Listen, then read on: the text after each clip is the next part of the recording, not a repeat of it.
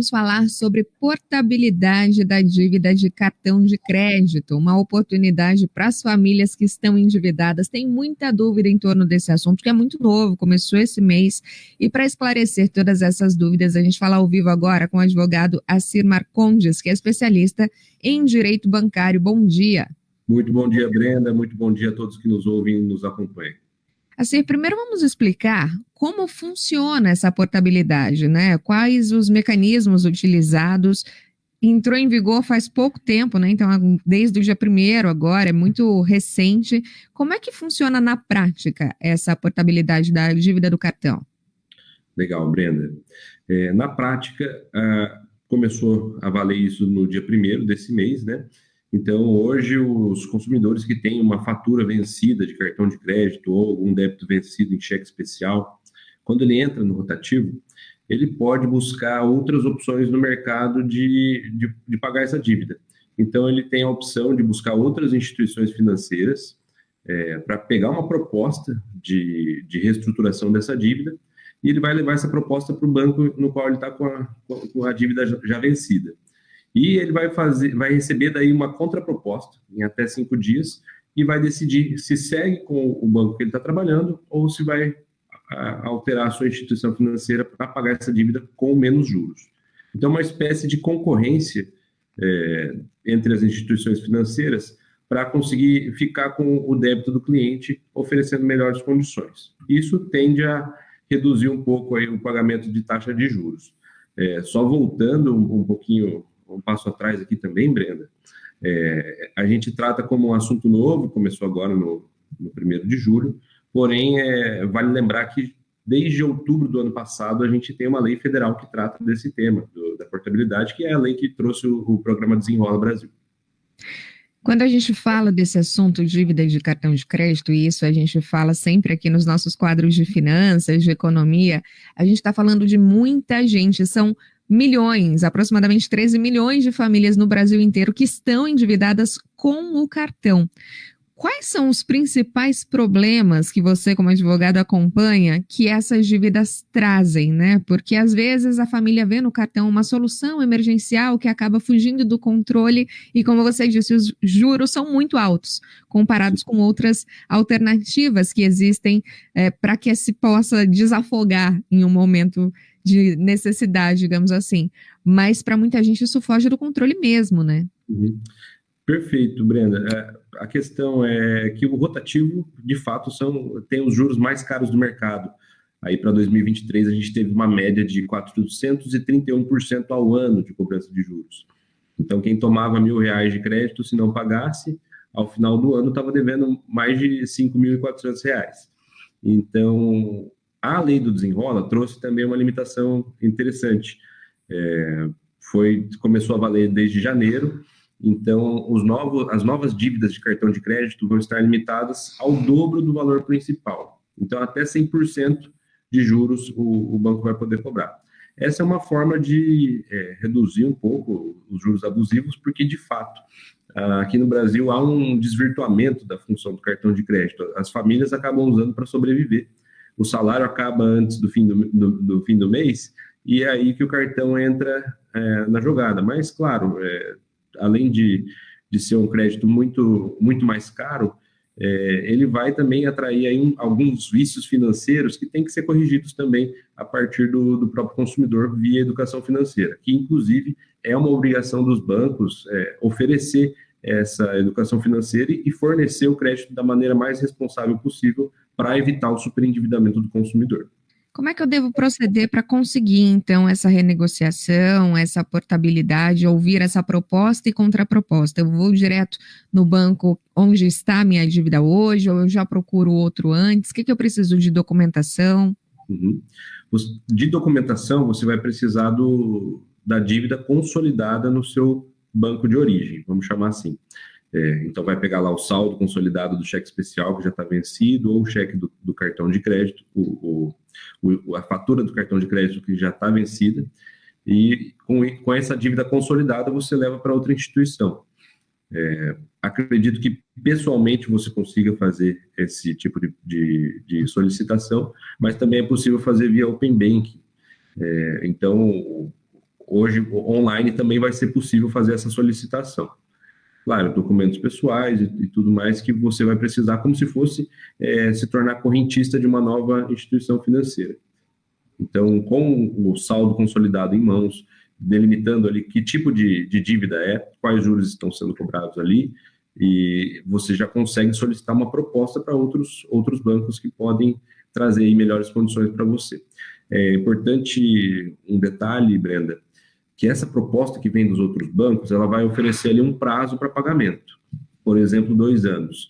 E a contraproposta do banco de origem tem que observar esse prazo também de 2 anos, para que o consumidor tenha a oportunidade de comparar a taxa no período, porque existem as armadilhas aí de capitalização de juros, juros sobre juros. Então, para que não haja confusão nessa delimitação do custo total que ele vai pagar, tem que estar observando ali a mesma baliza do período. Eu preciso abrir uma conta nesse banco para o qual eu estou fazendo a portabilidade? Não necessariamente, Brenda, porque existem hoje instituições de pagamento, né? Os bancos digitais que não têm todas as funções de um banco comum e, por vezes, não tem nenhuma conta corrente. Então, é uma outra relação jurídica, que é de crédito via cartão mesmo. Legal.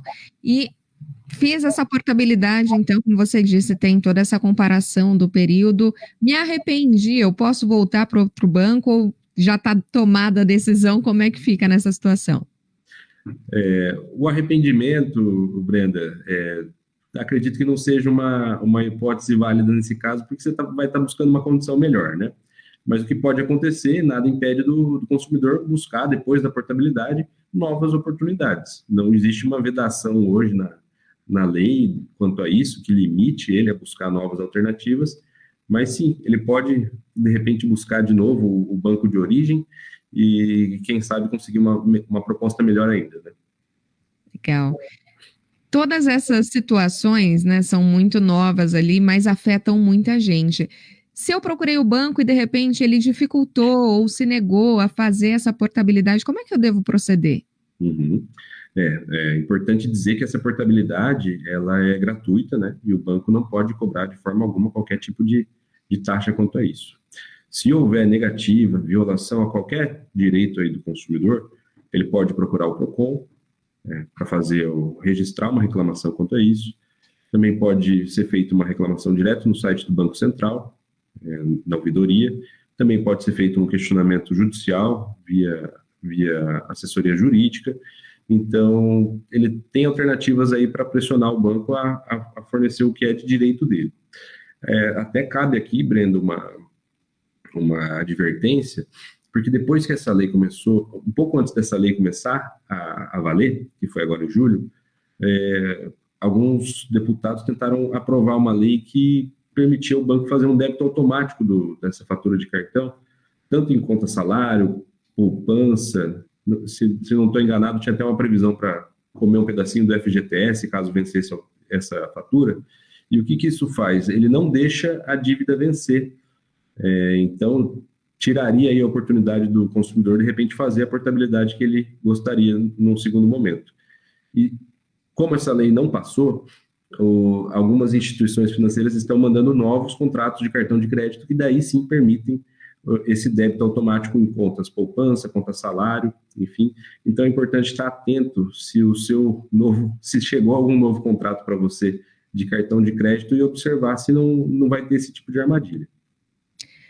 Porque realmente quando chega ali o cartão, às vezes a gente nem se atenta, né? Eu já tinha o cartão, deve estar a mesma coisa, e as letras miúdas acabam passando batido, sim. Mas é nessas letrinhas, então, que se encontram armadilhas como essa, que acabam realmente prejudicando bastante em caso de endividamento, né?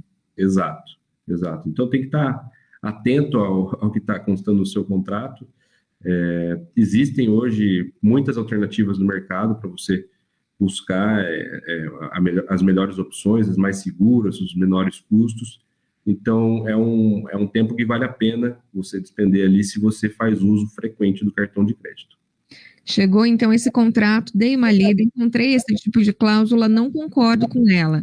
Eu contesto com o banco, eu simplesmente cancelo o cartão e procuro outra instituição. Aí a gente entra numa discussão bem profunda, sabe, Brenda? Porque esse contrato que chega, ele não é assinado pelo cliente, né? Então, em tese, ele não tem um aceite ali, a não ser quanto ao uso do cartão, né?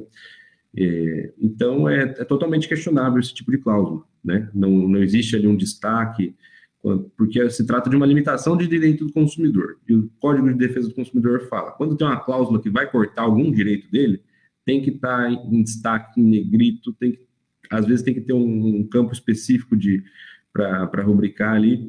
Então, é totalmente questionável, tá? Deixo passar na minha hipótese aqui, e se vier a necessidade de questionar depois, eu questiono depois, porque a gente não pode também comprar todas as brigas, né, Brenda? A gente é obrigado a trabalhar com bancos, né? Eles têm uma função social bastante importante, então a gente não tem muitas vezes como escapar, porém a gente sempre tem uma alternativa de buscar a solução jurídica depois. É isso, se não concordou, deu problema lá na frente e descobriu depois, porque muitas vezes a gente só vê o resultado disso depois, né?